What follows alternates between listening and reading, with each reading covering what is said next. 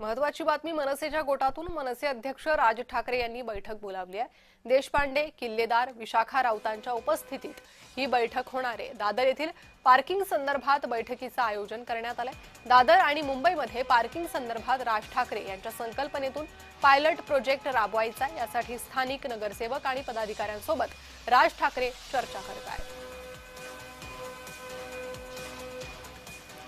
अधिक माहिती घेणार आहोत आमचे प्रतिनिधी जय पवार यांच्याकडून। जय, अत्यंत महत्त्वाची ही मनसे अध्यक्ष राज ठाकरे यांची बैठक असणार आहे।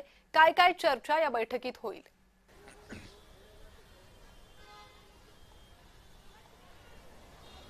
नक्कीच मनसे अध्यक्ष राज ठाकरे यांनी खरं तर मुख्यमंत्री देवेंद्र फडणवीस तसेच उपमुख्यमंत्री एकनाथ शिंदे यांची सुद्धा पार्किंगच्या संदर्भात भेट घेतली होती आणि यानंतर आता शिवतीर्थावरती खरं तर त्यांच्या प्रमुख नेत्यांच्या सोबत खरं तर बैठकीचं आयोजन हे करण्यात आलं आणि या बैठकीमध्ये आता विशाखा राऊत असतील, त्यासोबत यशवंत किल्लेदार, संदीप देशपांडे हे पोहोचले आहेत आणि यांच्यामध्ये या सर्वच मुंबई असेल शिवाजी पार्कमध्ये ज्या पद्धतीने पार्किंगचा विषय हा ऐरणीवर होता त्या संदर्भात आता बैठकीत चर्चा होणार असल्याचं पाहायला मिळतं। त्यासोबतच खरं तर काल ज्या पद्धतीचं प्रकरण दहिसरमध्ये घडलं, शिवसेना विरुद्ध मनसेचा जो काही राडा त्या ठिकाणी झाल्याचा पाहायला मिळाला आणि त्या ठिकाणी 11 मनसेच्या कार्यकर्त्यांना खरं तर पोलिसांनी ताब्यात घेतलं होतं। त्यानंतर संदीप देशपांडे हे सुद्धा त्या ठिकाणी पोहोचले होते पोलीस स्टेशनला।